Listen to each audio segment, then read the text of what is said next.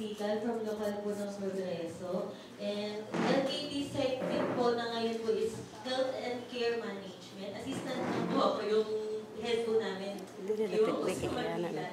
Then ano din po, local secretary din po na Salabat. Salamat sa Diyos. Ako po si Sus Marison Pascual, ay isa pong local secretary sa lokal ng Salapan at NCGI. Mayapaan po mga kapatid.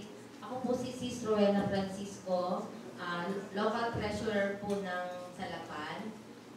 Ako rin po ang local coordinator ng Ministry of Budget and Finance Management. Ako po si Sis Veron, mga kapatid, ang inyong suki. Hawak ko po yung sa business waste and management. Mga kapatid din po yung umahawak po ng UNTV, basketball, yung po mga wish day, kung alam niyo rin po yung wish bus, lahat po ng mga events sa iglesia po. Yan po yung ministry na umahawak po. At the same time po, ako rin po yung Diaconessa formerly, yung po kinatawag ng Mothers Coordinator po sa lokal po ng Salapan. Konting lang po, salamat po sa Diyos. Alam niyo po, nakikita ko po na napakasigla po ng kapatid ni Kapos na misamis mga kapatid.